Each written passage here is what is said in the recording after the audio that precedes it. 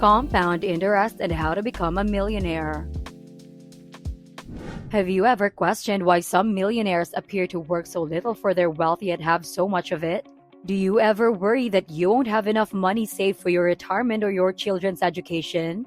Do you want to escape the grind of a 9-to-5 job while you're in your 40s and achieve financial independence? Then this video is right just for you. Hello there, this is the Financial Fortune, and in this video, we are going to talk about how millionaires become millionaires using the power of compound interest. Please don't forget to leave a like, click subscribe if you haven't already, and hit the notification bell to be notified whenever we release new videos. Let me share with you a tale about a king and one of his people. Once upon a time, the very powerful king ruled over a vast territory. Some even asserted that his territory extended as far as the eye could see. His wealth appeared to know no limits. This king loved to play games, and after playing every kind there was at that time, he issued a challenge to his people to create a game that would amaze him. A few weeks later, a man visited the king's palace and asked the king to be there so that he could demonstrate a recently created game. This game, which used strategy, was known as chess. The king was so taken aback by the new game that he asked the man to name his reward. "O Emperor, my wishes are simple." The man replied after pausing to consider his response. "All I want is this. If you place just 1 grain of rice for the first square of the chessboard and double it for every square, I will consider myself well rewarded." The king was extremely hesitant at first, as he wanted to give the man a much bigger reward for his creation, possibly in the form of gold, but eventually accepted to provide what the man had asked for. As soon as the king gave the command, his treasurer began figuring out how much rice should be handed to the inventor. 1 grain of rice was placed on the first square by the treasurer, 2 on the next, 4 on the next, and so forth. By the time he had placed 512 grains of rice, he had reached the 10th square. The amount increased to 524,288 grains of rice on the 20th square.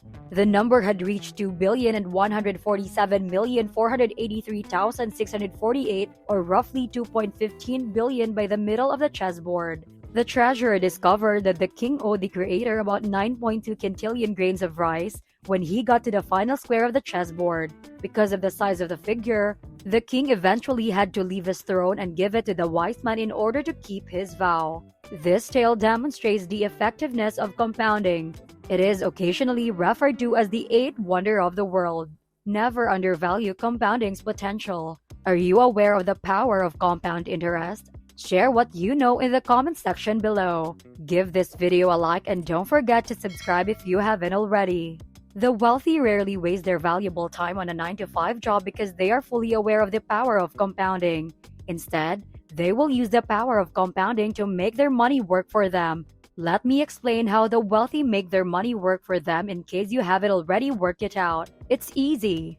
The investments made by the wealthy increase in value over a long period of time. Let's use the example of Jack, a man in his 25th year with $1,000 in saving, to demonstrate this idea. He can reasonably expect his investments to provide a yearly return of between 8% and 14%. Let's imagine that he puts his $1,000 in savings through the MSCI World Index, which is an average annual return of 8.7%. This is how Jack's $1,000 investment will accumulate over time. When Jack turns 65 and retires, his $1,000 investment will have multiplied to $21,725. This is a considerable sum considering Jack had just made a single $1,000 one-time commitment. It reflects a return of more than 2,000% or 20-fold gain in his investment. Don't get me wrong, I know some of you are thinking to yourself right now that 21 grand is respectable return. However, although $21,725 is a sizable sum of money to have at 65, especially considering that you just put $1,000 into it, it won't last long and will eventually run out. He might be able to take 1 or 2 expensive vacations, but he will never be able to leave his 9-to-5 job.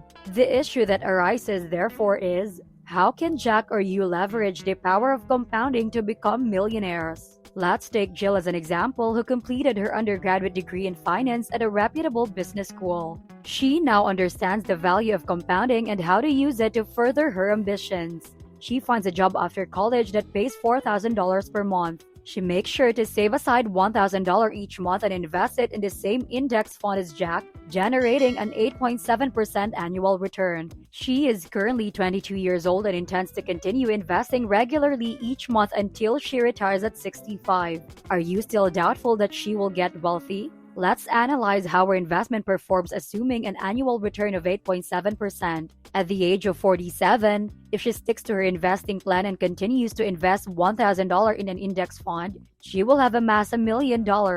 You heard it right.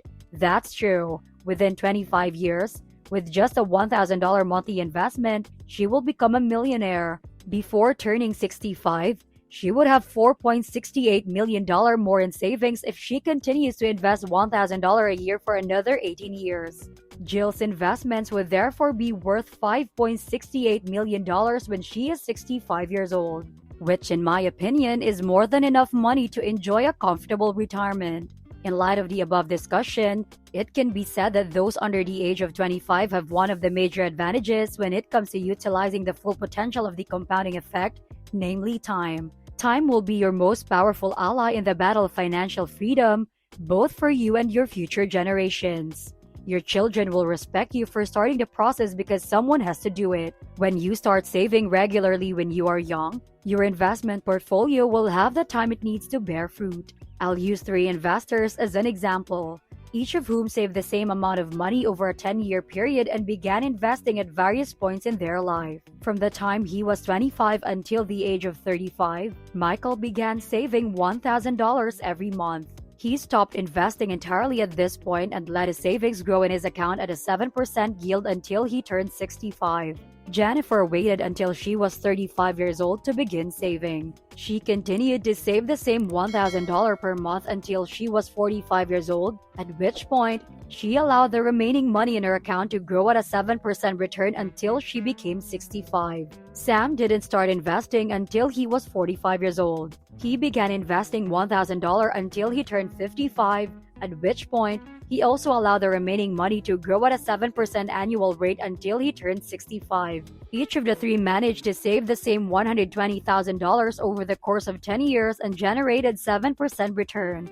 When they turned 65, however, the total worth of their investments had drastically changed. Michael had amassed a staggering $1,444,969, while Jennifer could only pull up $734,549 in net worth. Poor Sam was far behind with only $373,407 in his account. What lessons can we draw from Michael's approach then? Time is the most crucial factor a young investor has on his or her side because of compounding's power. Start early by setting aside a small amount of your paycheck for savings or whatever other investment vehicles you have chosen. You will see that if you do this consistently for at least 10 years, you might not even need to save anything after that time. So what are you waiting for? Start saving now. This is the Financial Fortune and thank you for watching.